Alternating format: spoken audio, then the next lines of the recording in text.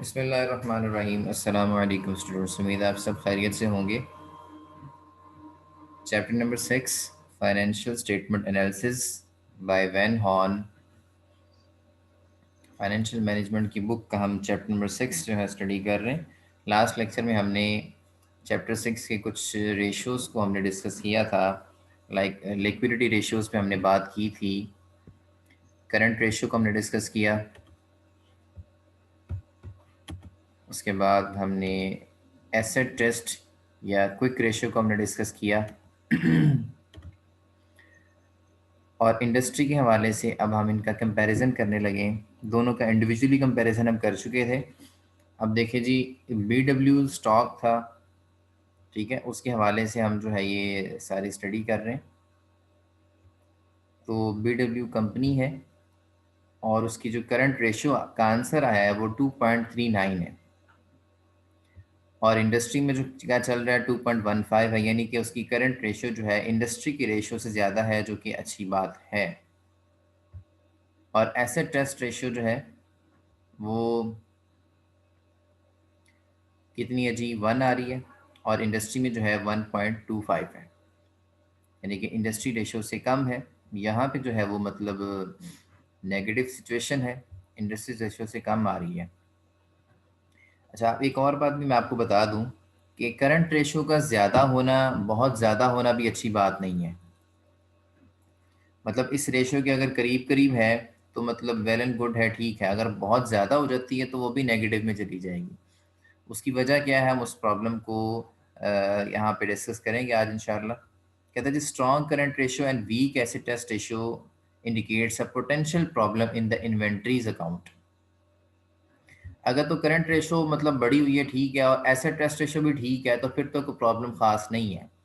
लेकिन अगर current ratio अच्छी आ रही है, स्ट्रॉन्ग करंट रेशियो है, और एसेट टेस्ट रेशियो जो है वो मतलब कमज़ोर है, मतलब कम है उससे, इसका मतलब जो है आपकी इन्वेंट्रीज में प्रॉब्लम है। एक दफ़ा फार्मूलाज को मैं रिकॉल करवा देता हूँ आपको कि करंट रेशियो में फार्मूला था जी, current assets over current liabilities, ठीक है। करंट एसेट्स में आपकी, अगर आप यहाँ पे बैलेंस शीट को हम देखें ज़रा,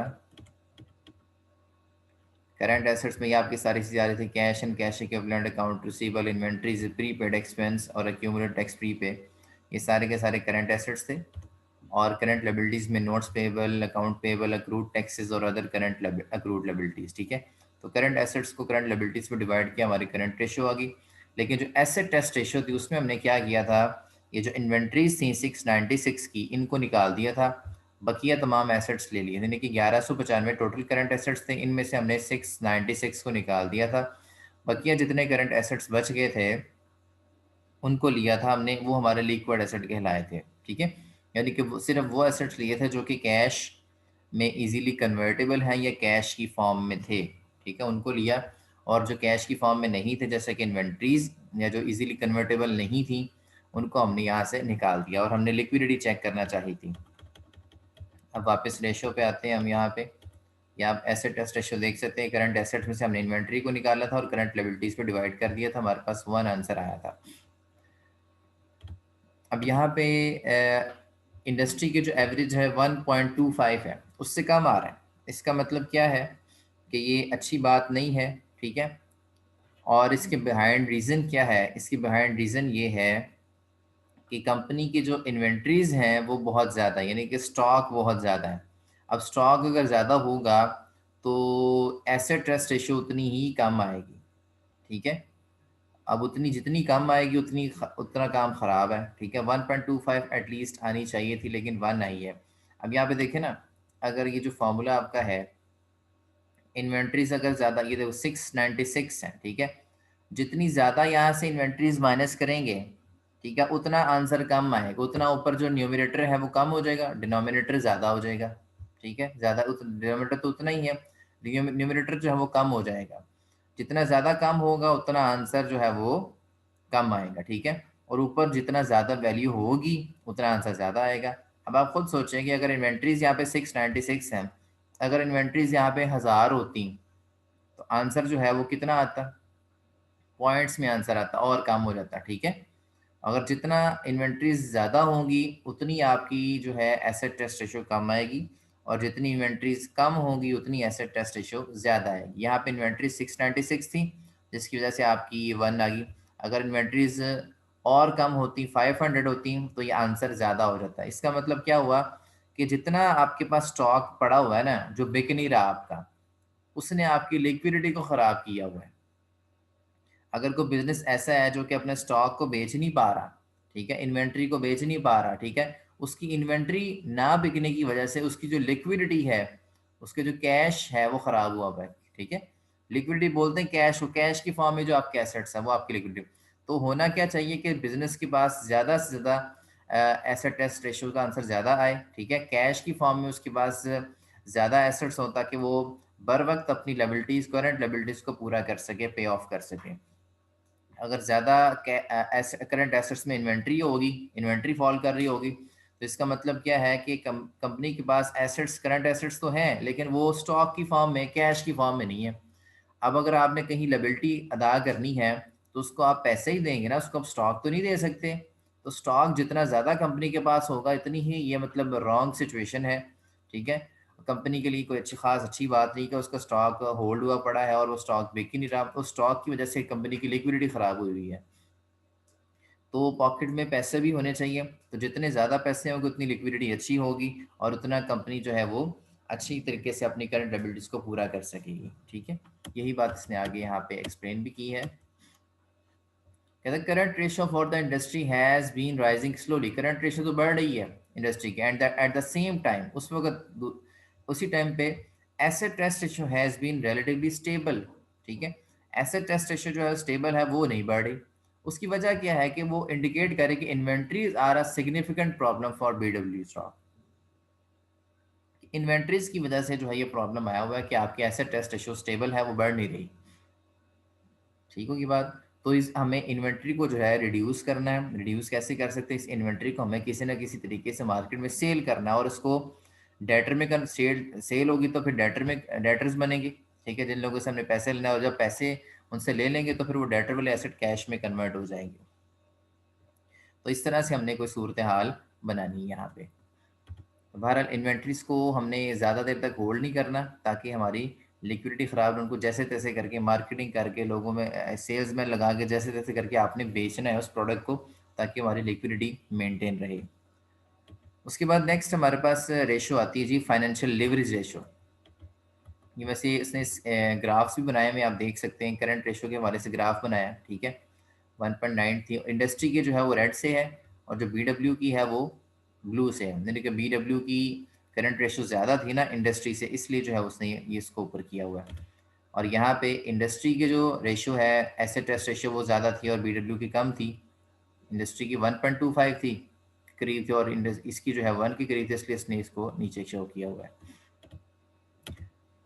नेक्स्ट हमारी रेशो आती है जी डेट टू इक्विटी रेशो। तो सबसे पहले आप डेट को समझ लेंगे, डेट किसे कहते हैं, ठीक है। हम यहाँ से बैलेंस शीट पे दोबारा वापस जाते हैं, इसको समझने की कोशिश करते हैं जी। डेट क्या होता है आपका? ये देखिए जी, ये जो आपके पास लॉन्ग टर्म डेट आ रहे हैं ना 530, ये आपके बेसिकली डेट है, ठीक है। और डेट टू इक्विटी की बात कर रहे हैं, ठीक है, ये आपकी जो है इक्विटी का पोर्शन आ रहा है जिसमें आपके कॉमन स्टॉक आ रहा है, आपका पेड इन कैपिटल आ रहा है, आपका रिटेन अर्निंग्स आ रही है, ये आपका सारा का सारा क्या है, ये आपका इक्विटी का पोर्शन है, ठीक है। तो डेट टू इक्विटी रेशो हमने लेनी है यहाँ पे।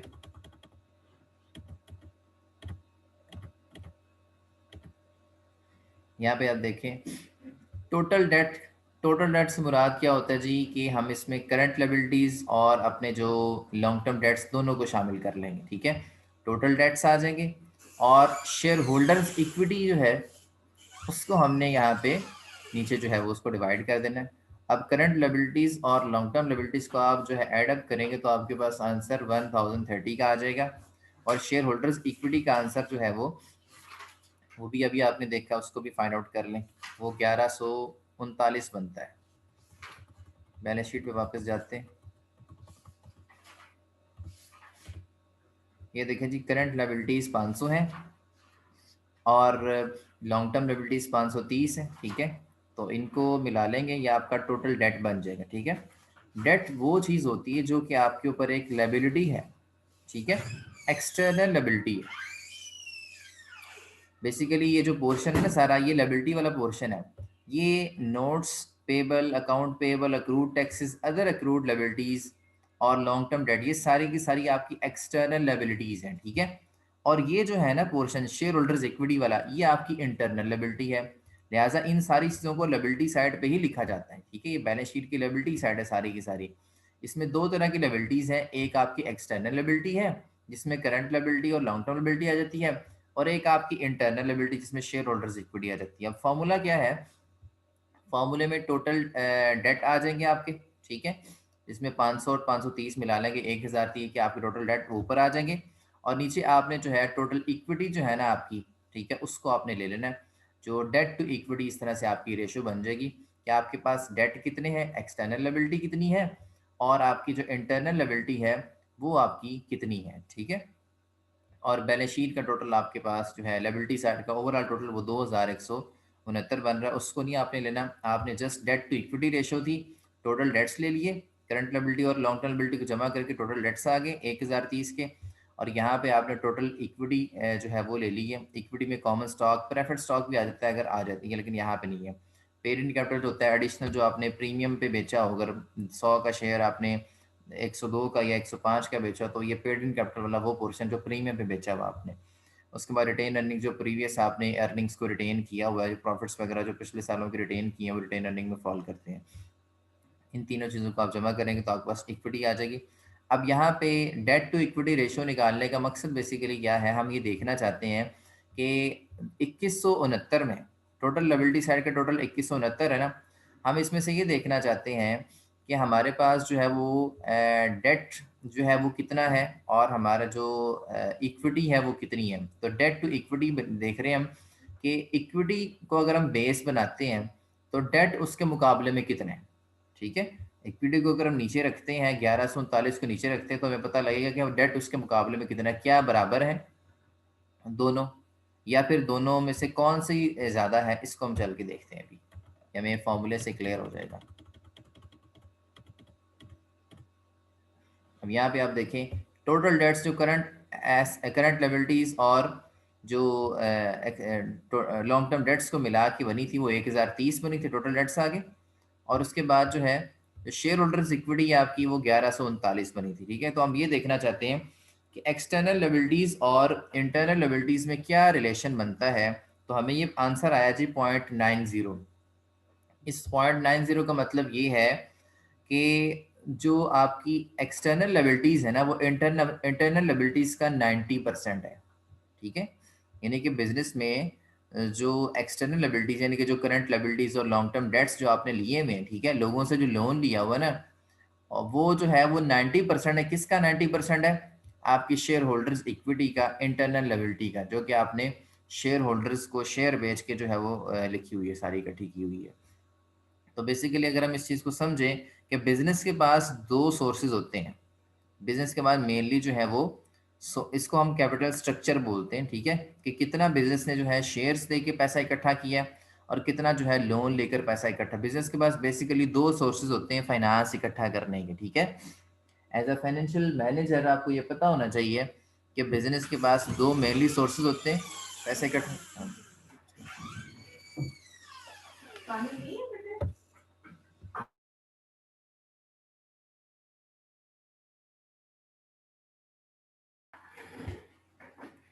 अच्छा, इसमें हम ये देखेंगे कि हम कंपैरिजन कर रहे हैं अपने डेट का और इक्विटी का, ठीक है, यानी कि डेट इक्विटी के मुकाबले में कितना है, ठीक है। तो मैं ये बात बता रहा था आपको कि एज ए फाइनेंशियल मैनेजर आपको ये पता होना चाहिए कि बिजनेस के पास दो मेनली सोर्सेज हैं, ठीक है, फाइनेंस इकट्ठा करने के। या तो वो शेयर्स बेच के पैसा इकट्ठा कर ले, या फिर जो है वो डिबेंचर्स बेच के, या फिर लॉन्ग टर्म लोन्स लेकर जो है अपनी जो सरमाए की रिक्वायरमेंट है उसको पूरा करने की कोशिश करें। तो अब इसमें अगर हम अब हम जो है बिजनेस ऐसा भी हो सकता है कि 60% जो है वो अपनी शेयर्स के जरिए से पैसा इकट्ठा कर ले, बाकी 40% जो है वो लोन के जरिए कर ले, ठीक है।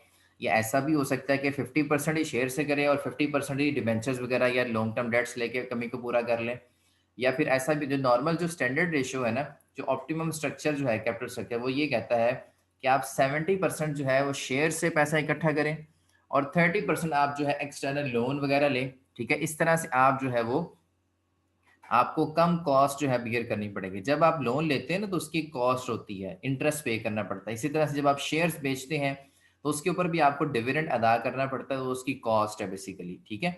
तो हमने इस तरह का एक लेवल सेट करना है जिससे बिजनेस को कॉस्ट कम से कम पड़े, तो लिहाजा वो ये आपका कैपिटल स्ट्रक्चर कहलाता है। लेकिन अब कैपिटल स्ट्रक्चर के बाद अगली बात ये आती है, हमने ये देखना है कि अगर हम ये देखना चाहते हैं कि डेट इक्विटी के मुकाबले में कितना है, ठीक है।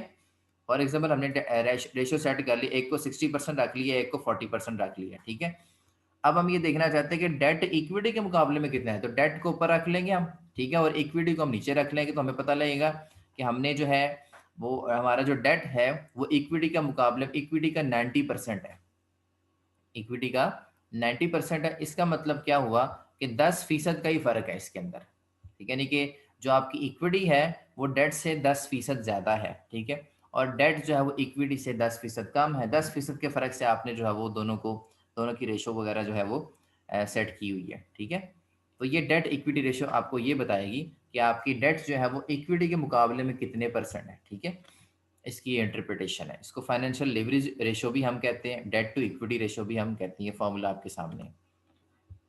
सवाल में इसी तरह से आपको ये चीज़ें बैलेंस शीट दी गई होगी, बैलेंस शीट से आपने ये इसको कैलकुलेट करना है। अब यहाँ पे हम अगर कंपैरिजन करें डेट इक्विटी रेशो के हवाले से, तो ये देखें जी, ये BW स्टॉक की 0.90 है और इंडस्ट्री में जो है वो 0.90 आ रही है, 2003 में सेम आ रही है। इधर 0.88 हो गई है और इधर 0.90 यानी कि कम हो गई है। और इसके बाद 2001 में अगर हम देखें तो ये अगर प्रीवियस डाटा देख रहे हैं तो 0.81 और यहाँ पे 0.89 है। अगर हम ओवरऑल सिनेरियो देखें कि BW has average debt utilisation relative to industry averages, ठीक है। इंडस्ट्री एवरेज पहले ज़्यादा थी, ठीक है, और उसके बाद ये 2001 में कम थी इसकी इसकी डेट इक्विटी रेशो। लेकिन उसके बाद 2002 में जो है इंडस्ट्री एवरेज और ज़्यादा हो गई, ठीक है, इसकी इसकी एवरेज जो इंडस्ट्री के करीब करीब पहुंच गई। और अब यहाँ पे देखें 2003 में जो स्टेटस है वो दोनों की जो है वो इक्वल हो गई है।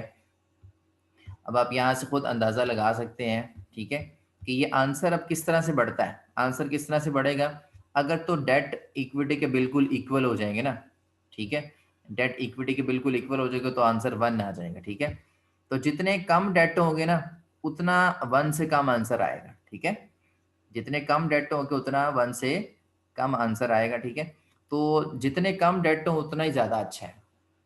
सादा लफ्ज़ों में अगर कंपनी कम डेट लेगी, सादा लफ्ज़ों में अगर कंपनी कम लोन लेगी ना तो आंसर उतना ही 1 से कम आएगा, आंसर उतना ही 1 से कम आएगा। जितना ज़्यादा अगर इक्विटी से भी ज़्यादा लोन ले लेगी तो आंसर ये 1 से ग्रेटर हो जाएगा, जो कि अच्छी बात नहीं है, ठीक है। तो ऐसी कंपनी में कोई भी इन्वेस्टमेंट नहीं करना चाहेगा जो कि सारी जो है वो लोन के ऊपर चल रही हो, उसका अपना पैसा कुछ भी ना हो उसके अंदर, ठीक है। तो लोग ऐसी कंपनी को ही प्रेफर करते हैं जिसमें लोन कम हो, ठीक है, और उसकी इक्विटी जो है वो ज़्यादा हो, ठीक है। तो इक्विटी का पोर्शन हमेशा डेट से हो ज़्यादा होना चाहिए, जैसे कि मैंने बताया 70% हो इक्विटी और 30% डेट होना चाहिए, एक एवरेज स्टैंडर्ड चलता है। तो यहाँ पे आप जो है इंडस्ट्री एवरेजेस जो के मुताबिक चल रही है, ठीक है, तो इंडस्ट्री एवरेज के मुताबिक बिल्कुल ठीक है, हम यहाँ से इसको देख सकते हैं। और हमने हमारा फोकस किस पे होना चाहिए एज ए फाइनेंशियल मैनेजर, हमने ये देखना है कि हमारा जो फोकस है वो डेट को कम करने पे हो, डेट ज़्यादा ना हो, ताकि अगर लोगों को पता लगेगा कि अगर कंपनी जो है बहुत सारे लोन के ऊपर ही चल रही, सारी की सारी कंपनी लोन भी चल रही है, तो फिर ये किसी टाइम भी कंपनी जो है उसका दिवालिया हो सकता है, किसी टाइम भी जो है डिफॉल्टर हो सकती है, किसी टाइम भी जिसके ऑपरेशंस अगर ख़त्म हो गए तो ये सारा का सारा कर्जा इसके ऊपर आ जाएगा और हमारी इन्वेस्टमेंट जो है वो ज़ाया हो सकती है। तो ऐसी कंपनी में कोई बंदा नहीं इन्वेस्टमेंट करना चाहेगा जो कि बहुत ज़्यादा लोन के ऊपर चल रही है और वो रिस्की कंपनी होती है, ठीक है। तो जितना 1 से कम आंसर होगा उतना ही ज़्यादा वो सूटेबल है, ठीक है। उसके बाद नेक्स्ट आपके पास रेशियो है जी फाइनेंशियल लिवरेज रेशियो, ठीक है। Debt to total asset ratio इसके अंदर आती है जी। Debt to total asset ratio आप देख, टोटल डेट को आपने टोटल एसेट्स में डिवाइड कर देना, ठीक है। अब हम देखना चाह रहे हैं कि पहले हम पिछली रेशियो में हमने देखा था कि हमारे जो डेट है वो इक्विटी के मुकाबले में कितना है। हमने देख लिया कि डेट इक्विटी के मुकाबले में 90% है। अब हम देखना चाह रहे हैं कि हमारे डेट जो है वो टोटल एसेट्स के मुकाबले में कितना है, ठीक है। तो हमें पता लगा कि डेट हमारे टोटल एसेट्स के मुकाबले में 0.47 है, 0.47। 0.47 का मतलब ये है कि जो 47% जो एसेट्स है ना, वो हमने लोन लेके खरीदे हुए। बात समझ आ रही? आपके जो 47% एसेट्स हैं वो हमने लोन लेकर खरीदे हुए, क्योंकि डेट से जो पैसा आया, डेट से जो पैसा आ रहा है वो 47% ऑलमोस्ट है। ठीक है, टोटल एसेट्स हैं आपके 2169 और डेट बनता है उनका 47%। इसका मतलब ये जो 2169 में के जो एसेट्स हैं, इनमें से 47% के जो एसेट्स हैं वो हमने ये 1030 का लोन इस्तेमाल करके खरीदे हुए हैं। बाकी जो है एसेट्स वो हमने शेयर्स में से पैसा इकट्ठा करके जो है यहाँ पे इन्वेस्ट किए हुए शेयर्स में। ठीक है, तो ये आपको यहाँ से इस चीज़ का अंदाज़ा होगा कि कितने एसेट्स जो हैं हमने लोन लेके खरीदे हुए। ठीक है, और कितने एसेट्स जो हमने शेयर्स का पैसा इस्तेमाल करके खरीदे हुए। ठीक है, तो डेट टू टोटल एसेट्स जो आपको ये बता रही होती है। ठीक है, इसके बाद हम इसकी इंडस्ट्री एवरेज को देख लेते हैं। डेट टू टोटल एसेट्स में आप क्या देखते हैं कि बीडब्ल्यू स्टॉक की जो debt to total asset ratio है वो 0.47 है, इंडस्ट्री की भी उतनी है। पहले 2001 में 0.45 थी। ठीक है, यानी कि 2001 में हम कह सकते हैं कि 2001 में जो फर्म के एसेट्स थे ना, वो 45% एसेट्स जो हैं वो लोन लेके खरीदे हुए थे। ठीक है, 2002 में 47% जो एसेट्स थे वो लोन लेके खरीदे हुए थे। इसी तरह से 2003 में भी यही सिनेरियो चल रहा है और इंडस्ट्री का भी यही चल रहा है। तो ठीक है, इंडस्ट्री के मुकाबले में से अगर देखा जाए कंपैरिजन, तो बेहतर चल रही है कंपनी। तो BW has average debt utilisation related to the industry averages.